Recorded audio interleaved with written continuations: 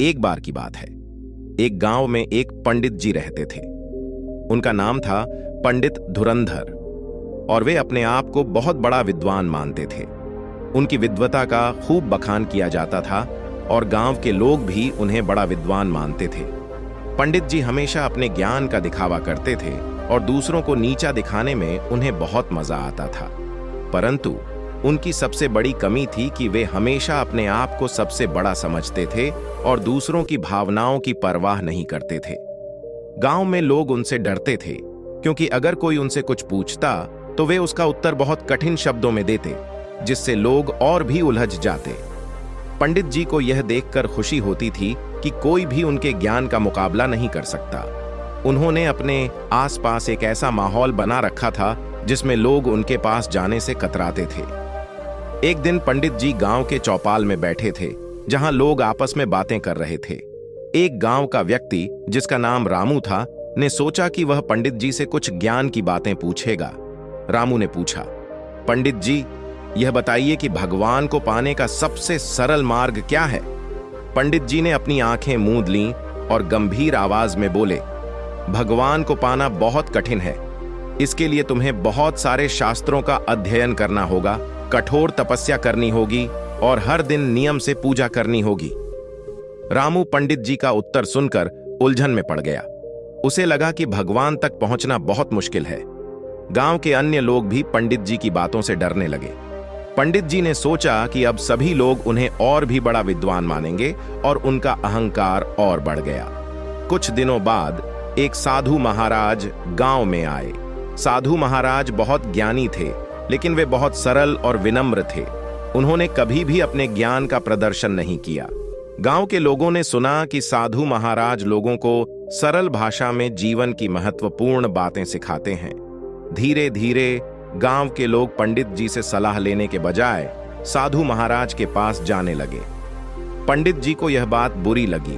उन्होंने सोचा, यह कैसे हो सकता है कि लोग मेरे पास ना आकर इस साधु के पास जा रहे हैं। मुझे कुछ करना होगा ताकि लोग फिर से मुझे सबसे बड़ा विद्वान माने। पंडित जी ने सोचा कि अगर वे साधु महाराज को शास्त्रार्थ में हरा देंगे तो लोग फिर से उनका सम्मान करने लगेंगे। उन्होंने साधु महाराज को गांव के चौपाल में शास्त्रार्थ के लिए बुलाया। साधु महाराज ने विनम्रता से कहा, मैं यहां ज्ञान बांटने नहीं बल्कि लोगों की मदद करने आया हूं। शास्त्रार्थ का कोई लाभ नहीं है, क्योंकि ज्ञान का उद्देश्य दूसरों को ऊपर उठाना है, न कि उन्हें नीचा दिखाना।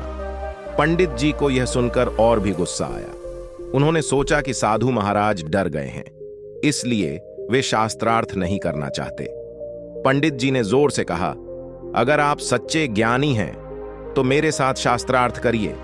मैं गांव के लोगों को दिखाना चाहता हूं कि असली विद्वान कौन है।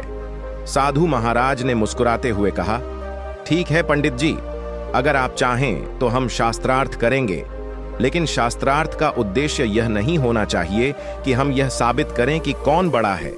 आइए हम गांव के लोगों के लिए कुछ ऐसा करें जिससे उन्हें वास्तविक ज्ञान प्राप्त हो। शास्त्रार्थ शुरू हुआ। पंडित जी ने कठिन श्लोकों और शास्त्रों के उद्धरणों से साधु महाराज पर सवालों की बौछार कर दी, लेकिन साधु महाराज ने हर सवाल का उत्तर सरल और सहज भाषा में दिया, जिसे गांव के लोग आसानी से समझ सके। पंडित जी की विद्वता गांव वालों के लिए इतनी कठिन हो गई थी कि किसी को कुछ समझ में नहीं आ रहा था, जबकि साधु महाराज के उत्तर लोगों के दिलों को छू रहे थे। एक समय ऐसा आया जब पंडित जी के पास कहने को कुछ नहीं बचा।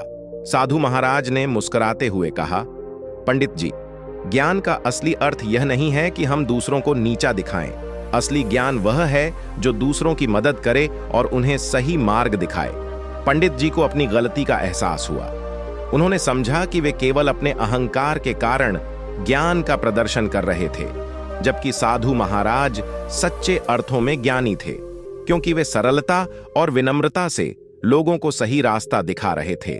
पंडित जी ने साधु महाराज के चरणों में झुककर माफी मांगी और कहा, महाराज, मैंने अपने अहंकार में आकर बहुत बड़ी गलती की है।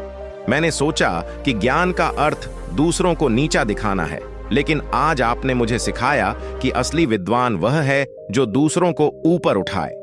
साधु महाराज ने पंडित जी को उठाया और कहा, पंडित जी, ज्ञान का उद्देश्य अहंकार को बढ़ाना नहीं, बल्कि उसे मिटाना है। अगर हम अपने ज्ञान का उपयोग दूसरों की मदद करने में करेंगे, तभी वह सच्चा ज्ञान होगा। उस दिन के बाद पंडित जी ने अपना जीवन बदल दिया। उन्होंने अहंकार छोड़ दिया और साधु महाराज से विनम्रता और सरलता का पाठ सीखा। अब वे गांव के लोगों को सरल भाषा में ज्ञान देते और उनकी मदद करते। गांव के लोग अब पंडित जी को पहले से भी अधिक सम्मान देने लगे, क्योंकि अब वे एक सच्चे गुरु बन चुके थे। इस कहानी से यह सीख मिलती है कि सच्चा ज्ञान वही है जो सरलता, विनम्रता और दूसरों की मदद करने में हो। ज्ञान का अहंकार हमें केवल मूर्ख बनाता है, जबकि विनम्रता हमें सच्चा विद्वान बनाती है। दोस्तों, अगर आपको यह कहानी अच्छा लगा हो तो इस वीडियो को लाइक और चैनल को सब्सक्राइब जरूर करना।